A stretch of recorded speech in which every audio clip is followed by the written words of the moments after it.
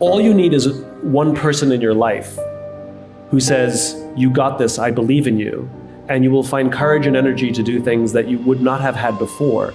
But more importantly, that person needs to also say, "And if everything goes wrong, I will be there for you, and I will be there with you, and I will be in the mud with you," and has the ability to say, "Something's wrong, I'm worried about you." And I think burnout happens when you're attempting to do all of the things you see other people do and not realize that they have deep, meaningful relationships that you can't see. And you think, falsely, that you have to do it alone. And that's when burnout happens, because you don't, as an individual, have the energy. But in community and in relationship and in friendship, it's remarkable, including knowing when to just take a little break to recharge.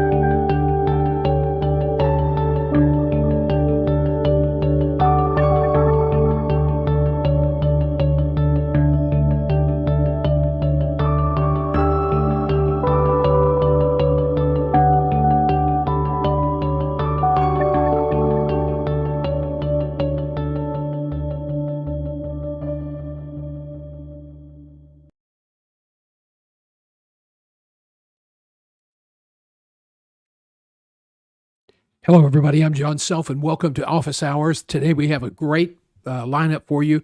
Selling yourself. It's not only okay, it's a must. You know, when I was recruiting over 27 years, I would sit down with some incredibly talented people who had wonderful resumes, who really looked the part, but they came in and just answered questions because somehow they thought that bragging about themselves, which is not a good idea, was a tantamount to selling themselves, or selling themselves was tantamount to bragging. And it's not. We're going to talk about that today. This is a very, very unique time in our corporate world. It's the most unique time I've seen in the last 30 or 40 years. And that is, we have a white collar recession. And so everything that, if you're a manager, an executive, you're going to have a tougher time finding a job than somebody at the lower level of an organization. The jobs numbers are through the roof, but executives and managers are having a tough time finding new gigs. And so we want to talk today about how you can refine your pitch, how you can really connect with the interviewer and do a good job at beating out your competitors. So let's get busy and talk about how you can sell yourself. And it's not okay. It's not only okay, it's a must. I want to tell you a little story about myself. In February 1977, I had just been named National Marketing Manager for Aviation Medical Services. And that was a subsidiary of Western Helicopters and part of Rocky Mountain Helicopters, which has now been gobbled up into that big aviation EMS group that Kohlberg, Kravis, and Roberts PE has bought. Now, I was a former crime writer and less than a year in healthcare experience, and my knowledge of helicopters was just, was not very impressive. My new job was to lease helicopters to conservative hospital CEOs.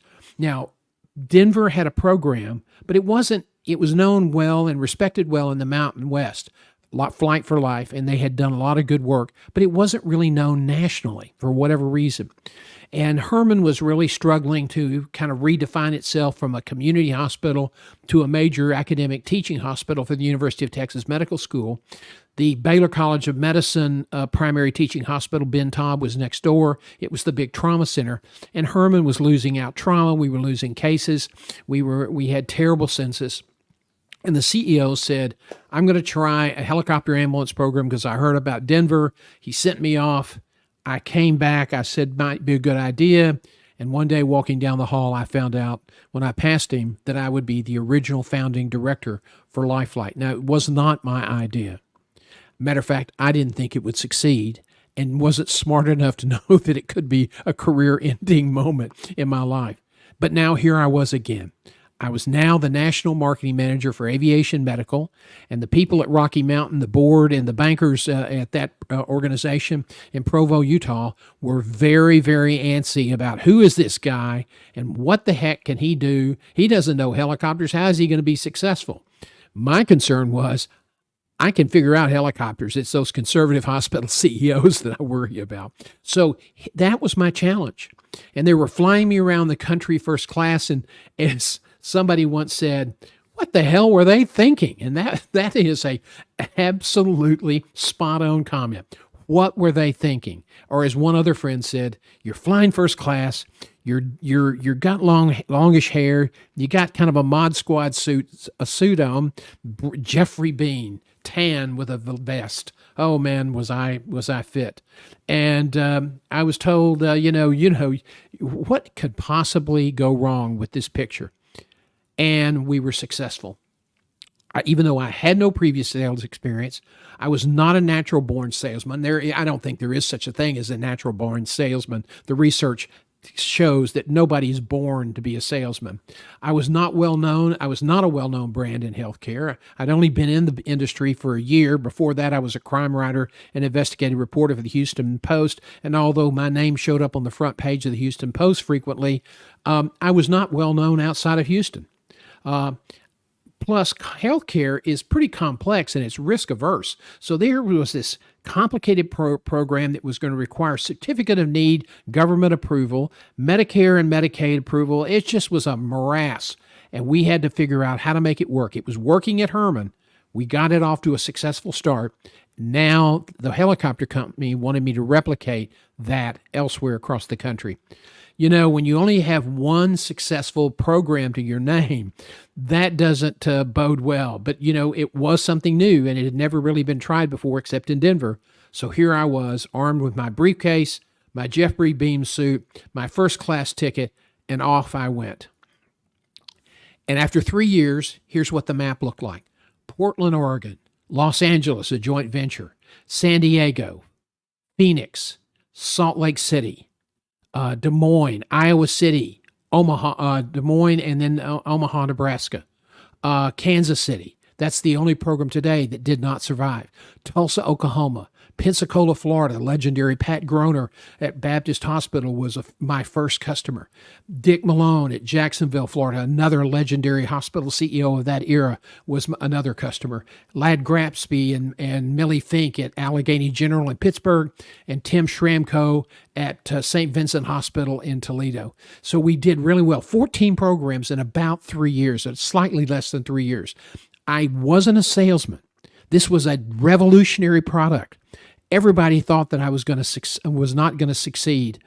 I didn't think I would fail, but I did. I wasn't. I was scared to death of that might happen, but I was really trying to be very positive and very upbeat. So how did all of this happen?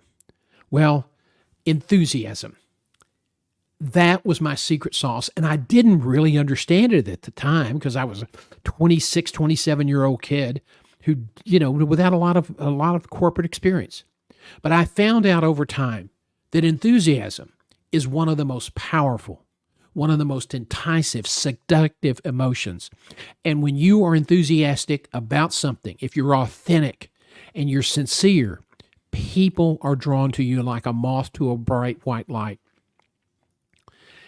I think it is a compelling, powerful tool. And I was, if nothing else, enthusiastic. I believed in the program. I believed it could save lives. I believed it was profitable, and I believed it would work. Now, it was scary, and I didn't have the same level of confidence always that I did when Herman and some other places. But, you know, I was enthusiastic, and people were drawn to the light. John Wesley, a famous Anglican cleric, once said that when a man catches fire with enthusiasm, people will come from all over just to watch him burn, to share that enthusiasm. It's infectious, it's enticing, it's seductive. And I wasn't a skilled salesman, but I was enthusiastic, and I succeeded in my venture. So let's talk about interviewing. And how does this whole notion of being enthusiastic play into the role of interviewing?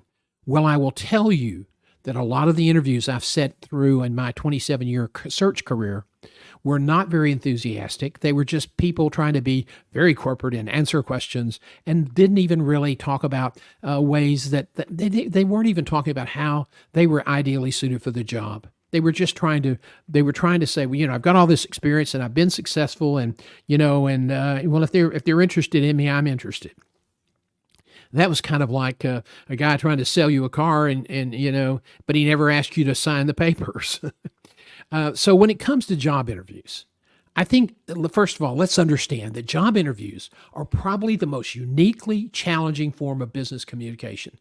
I mean, when I first started interviewing, I made every mistake known to man. I made mistakes in job interviews that you guys would probably die laughing with.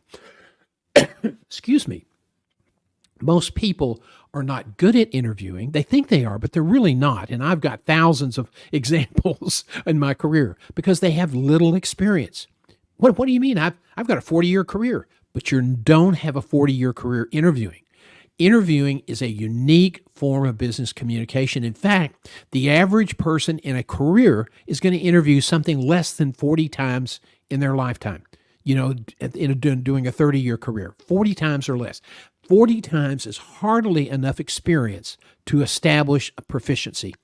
And so most people aren't really proficient. Why? Because they don't, after they interview and they get the job, they don't even think about it again until they have to go interview again. And so they never really grow. They may have better experience. They may be more comfortable talking about the experience, but that's pretty much it. Most applicants show up and just answer questions. Selling themselves is not something most people know how to do. Now you would say, well, why? I mean, but that's the way we were brought up. There's no such thing as a natural born interviewee.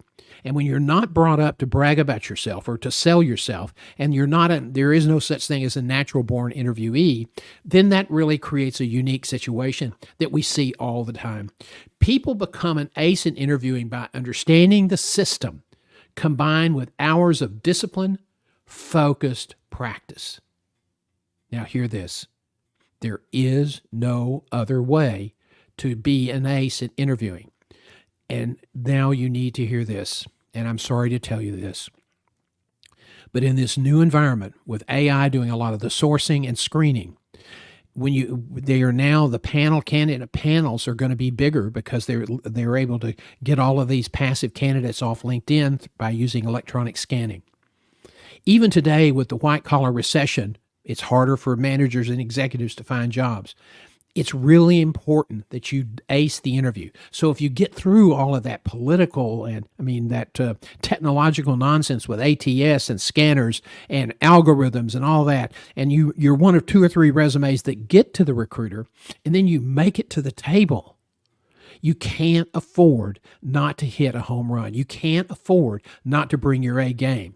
And if you don't really practice or think about interviewing, except from job to job, you're really at a disadvantage. And so what we try to do is teach people teach them the system and how to keep that going on a full-time basis.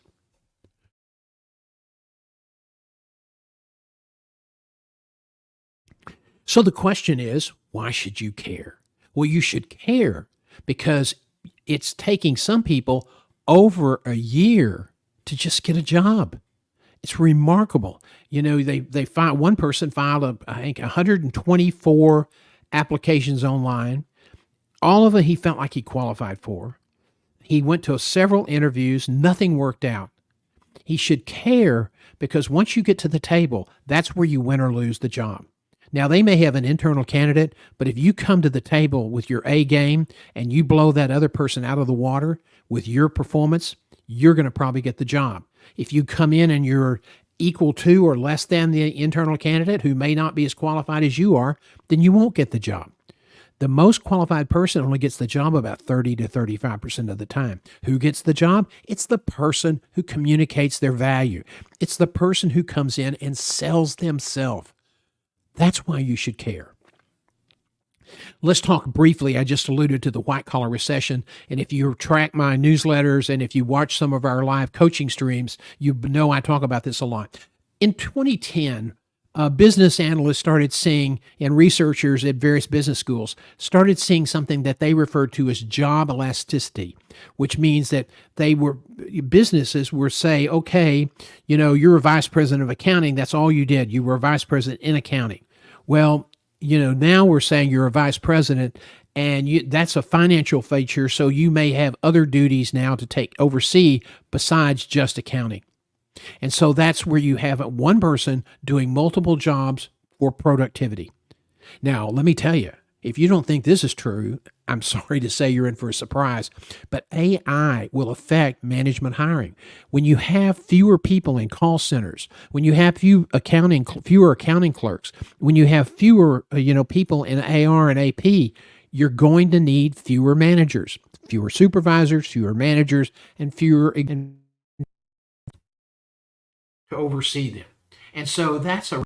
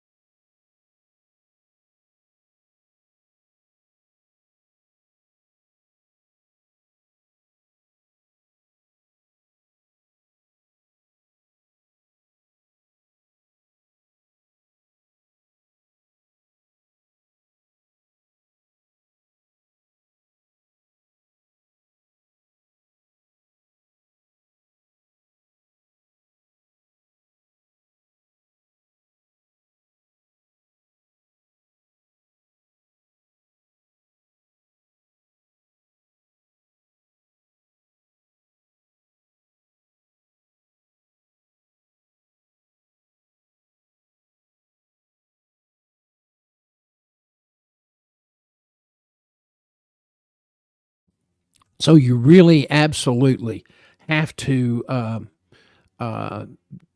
you have to be really focused. And we may have had a mute problem. If you're now just picking up the audio, I apologize. We will re-record this later and put it back up. It showed up there. One of the system adjustments or system settings changed, and it went to mute. So we'll probably have to re-record this. But the key thing is, this is not something that's just going to go away. It's going to be around for the foreseeable future. The maldistribution of labor. There's too many executives and too many jobs, and it's dog eat dog. And the odds, if you're applying online, are about 150 to 1 that you'll be the successful candidate. Now, the real key thing is you can do something about this. If you are qualified, if you're 80 to 90% qualified for the position, then you can win or lose the job at the interview table. So if you absolutely are really focused, really prepared, really well rehearsed, and have good stories and good examples of your success, you have a good chance to break through and be the successful candidate. But if you do what you've always done, just show up and answer questions, you will be disappointed. Okay, let's talk about your plan and what it needs to be. Well, first thing you need to do is ignore your mother. I mean, your mother was the one that kept whispering in your ear. Now, it's just not nice to brag about yourself. Bragging is not only inappropriate, bragging is not only inappropriate in a job interview, it's essential. Now, let me add to that, bragging in the sense of, hey, I've got a great new car, and hey, I'm doing this, and hey, I'm doing that, that's kind of arrogant. That's not what we're talking about. We're really talking about selling. Okay? Second thing you need to do is ask for help. The second set of eyes. Many managers suffer a blind spot when it comes to self-promotion. And so they don't really fully get in touch with all the things they could be using in a job interview, from their accomplishments, from funny little stories that happened to them. And a second set of eyes, an interview coach like myself, and there are a lot of other good ones out there, can listen to your stories, can listen to your career, and help you put together a really winning combination. These people who try to do this themselves, they emit stories about big wins. They do not present information in a way that will build trust and likability. And if everybody's qualified, people are going to get hired based on trust and likability. Now, a second set of eyes also can be a big boost for your preparation. So don't rule that out, because in fact, coaching is not, you can get coaching for a reasonable price, and it can accelerate your job search. Now, as I said earlier, there's a big difference between selling and bragging. And really, the sense is bragging is solely about self-promotion, okay? While selling is about informing, educating, and building relationships. And that was really, I was an enthusiastic educator. I was an enthusiastic, builder of relationships and informing people about how this helicopter ambulance program could be successful. And I was so excited about my job. I was always excited to go all these new places I'd never been before. And that's what helped me be successful. But it was because I was willing to sell myself, and I was willing to show people that I was enthusiastic and that I believed in the process.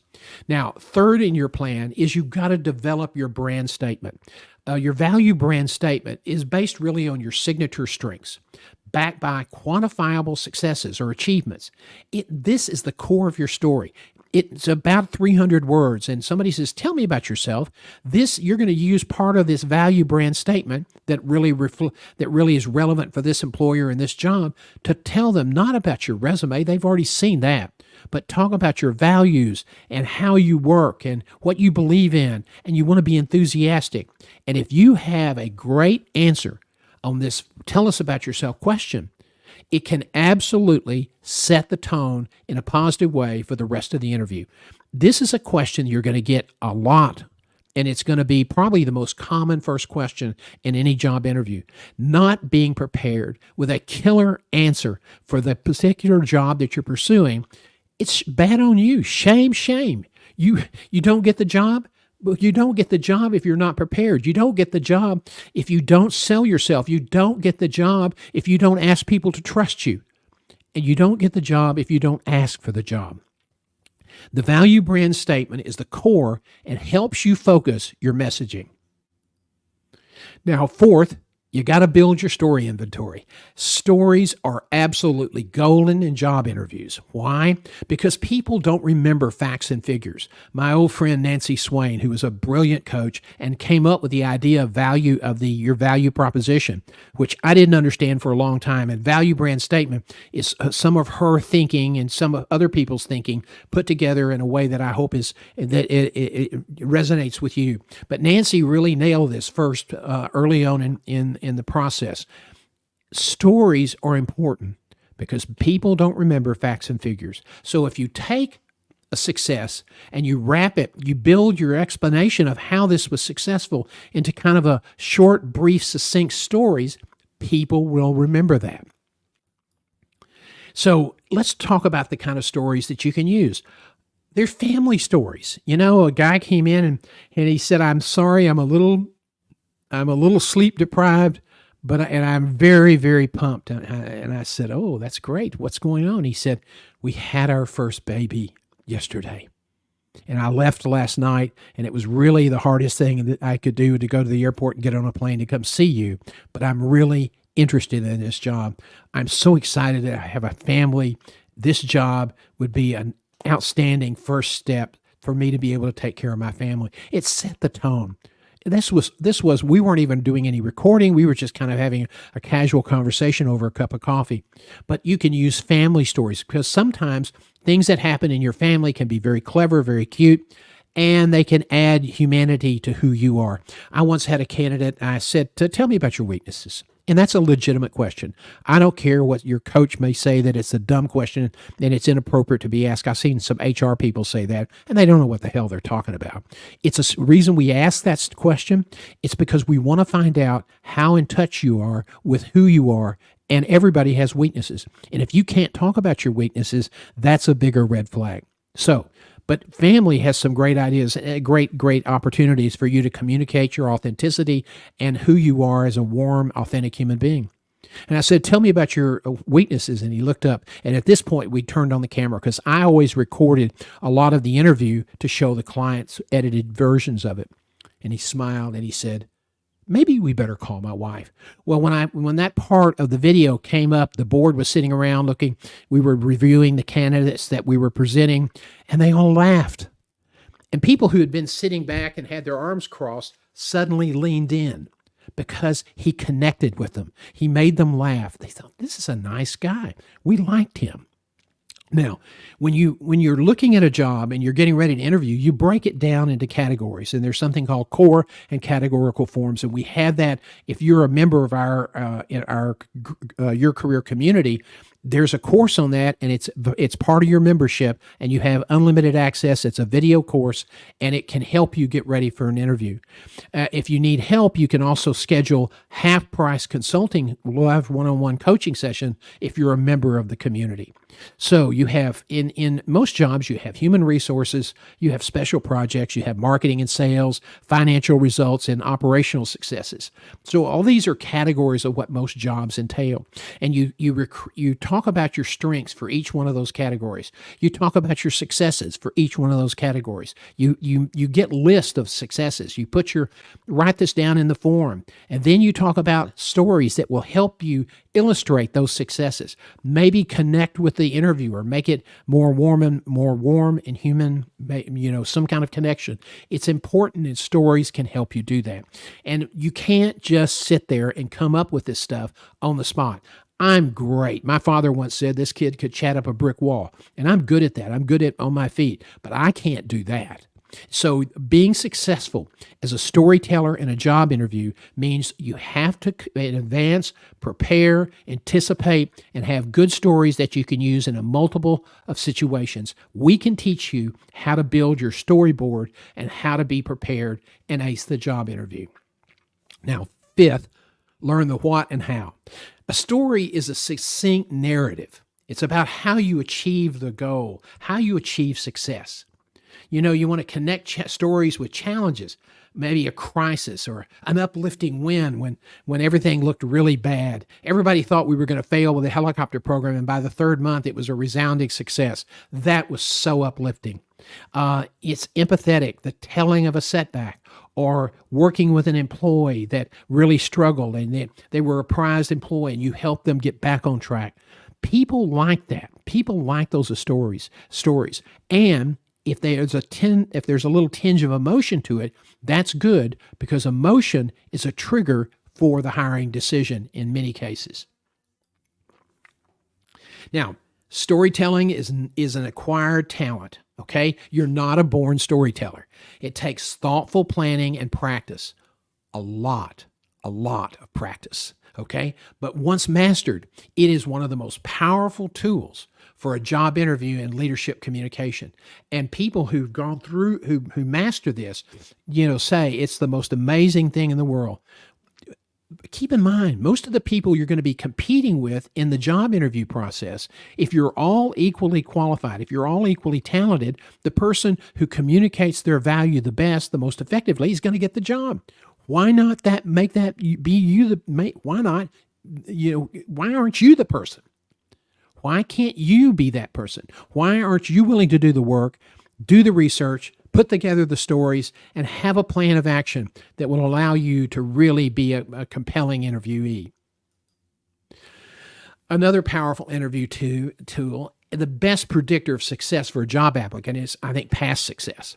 So the before and after explanations of quantifiable achievements are rocket fuel for building confidence with the interviewer. Now, for example, I'm going to use some healthcare examples here because that's one that I did a training for recently.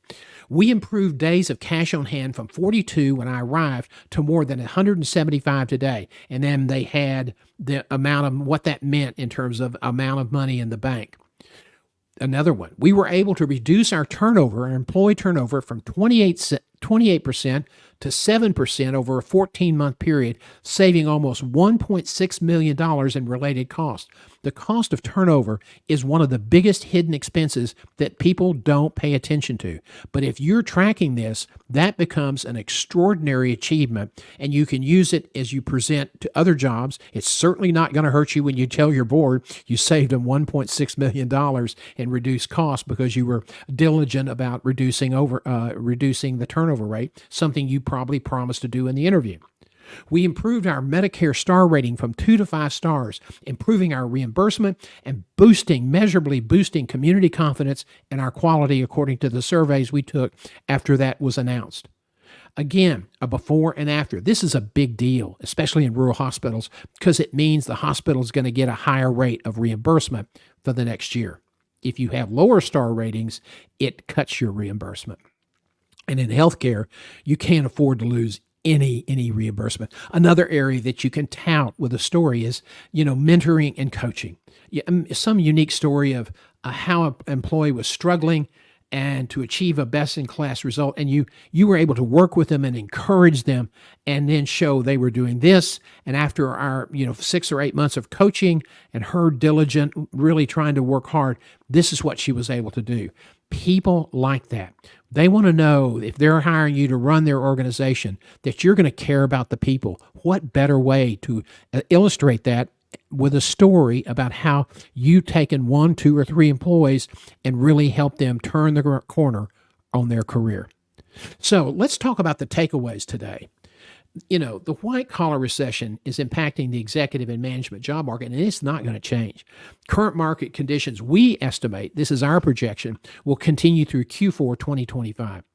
The competition today is intense, and AI is going to impact that in the hiring segment. And that's going to start, you're going to start seeing that within the next 2 or 3 years. The average online application odds for if you're applying online is 150 to 1. Who do you know networking is critical today?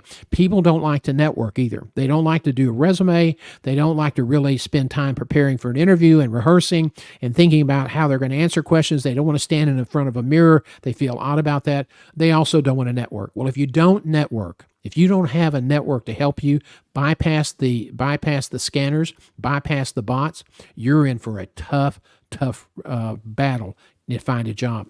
Again, I had a client that came to me and he'd been out of work 8 months and was not. He was doing everything he'd always done, had always been successful, and nothing was working. It took him another 6 months to find a job. But he changed his strategy on interviewing. He changed his strategy on the types of jobs he was pursuing, and it made a difference. And he actually did a complete career change out of this. And the last time we talked, he was so happy. Okay. So, you have to have the network to help you, or you're really, it's going to be more critical than it has ever been before. And it's always been important. Now, job offers are won or lost in the interview. Applicants who excel, applicants that have great stories, applicants that are prepared with quantifiable examples of their achievement. I've had people say, "Oh, I don't remember," or "We did this." But I said, "Well, what were the numbers?" "I don't recall." Why aren't you putting this down in your daily journal? Why aren't you keeping that information? You're going to have that information going forward in order to compete effectively.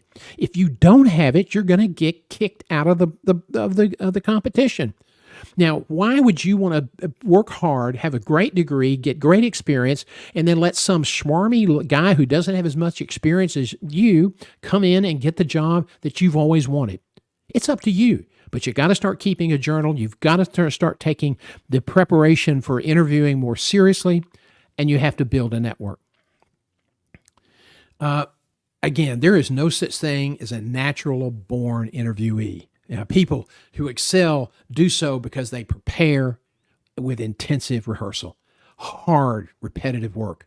I know people who do presentations, keynotes, and they've done this certain keynote 15, 20, 30 times, and yet they may still spend 1 to 2 hours in advance of the presentation practicing their timing, updating their information, trying new approaches, trying new slide combinations, new timing on their slides.